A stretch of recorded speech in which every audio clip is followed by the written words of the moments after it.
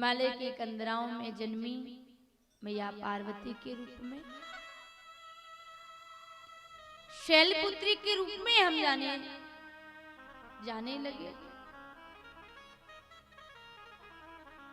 शैलपुत्री का तात्पर्य जब ऊर्जा अपने शिखर पर होती है या शुद्ध चेतना में होती है, तो फिर हम देवी के रूप को देख सकते हैं। वो पुत्री बनकर आई हिमालय की, लेकिन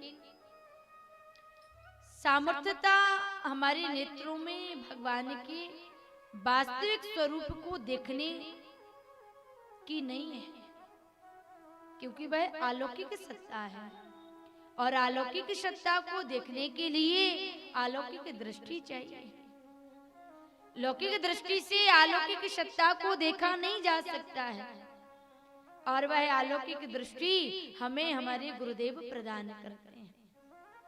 गुरु बिने भवनिधि तरहि न कोई, गुरु बिने भवनिधि तरहि न कोई, गुरु बिने भवनिधि तरहि न कोई, गुरु बिन भवनिधि तरहु न कोई, जो विरचि शंकर सब होई।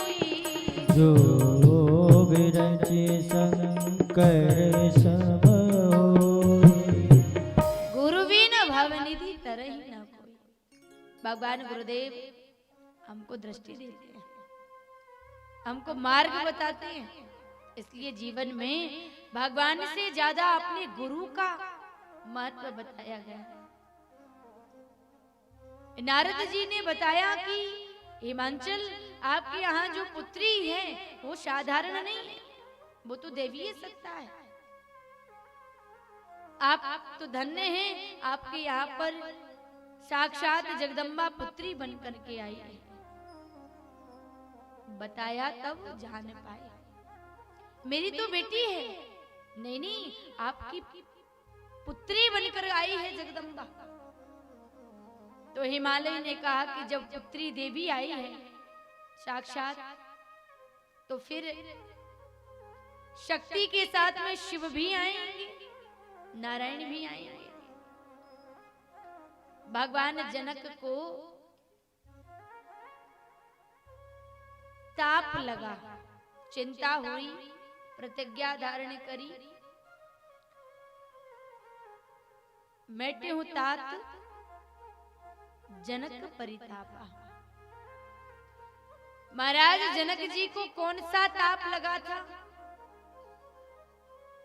इतना समय हो गया, इतने सारे वर्ण करने के लिए राजकुमार खड़े हैं, श्रेष्ठ से श्रेष्ठ अपने अपने बल को तो दिखा रहे हैं। इतना समय हो गया, मेरी जानकी सामने खड़ी हैं और एक साक्षात जगदम्बा है, साक्षात जानकी मेरे घर पुत्री बन के आई है। तो जब शक्ति ने अवतार धारण किया तो नारायण ने भी अवतार लिया होगा, और शक्ति को तो मैंने देख लिया, लेकिन नारायण का दर्शन कब होगा? महाराज जनक जी कुछ से कुछ बोलने लगे। धरती पर वीरों से भूमि खाली है, मैंने समझा। भगवान विश्वामित्र जी ने कहा, राम, जनक जी को बुखार चढ़ रहा है, ज्वर आ रहा है, अब तुम्हारी बारी है, पर तुम उनके चिंतन को, उनकी चिंता को नष्ट करो। तो महाराज जनक जी का जो ताप था, जो प्रण था, भगवान ने धनुष लिया और स्पर्श करते ही धनुष टूट गया, चरणों में गिर गया। अरे राम, भला आपकी तो भ्रुकुटी से सारे विश्व प्रपंच का पालन श्रृंगार हो जाता। और आज मैं आपके सामने ही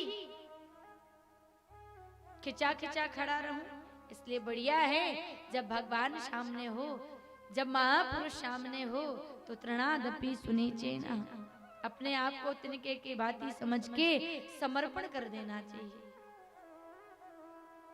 श्री नारद जी ने कहा देवी है, जगदम्बा है, साक्षात आपकी बेटी बन के आई। तो महाराज हिमालय ने कहा कि मुझे शिव का दर्शन कब होगा, जब शक्ति आ चुकी है। कहा ये तप करेंगी तो वो शिव भी आपको दर्शन देने आएंगे, क्योंकि तप इसलिए करना है कि तप हमारे पापों को नष्ट कर देता है, साधना हमारे पापों का दमन कर देती है, और साधना ना कभी व्यर्थ जाती है, चलकर ही मंजिल मिल पाती। क्या बदली क्या घाम है, चलना ही अपना काम है। जो तप करे कुमार तुम्हारी, तो भाव ही मेट सके त्रिपुरारी। अच्छा देवी है तो साधना करने की क्या आवश्यकता था, ये तप करने के लिए आई है, इसलिए इस शिखर पर जन्मी है।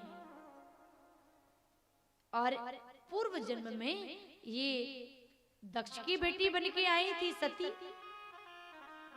अहंकार था और अहंकार से पतन जीवात्मा का हो जाता। भक्ति के अंदर भगवान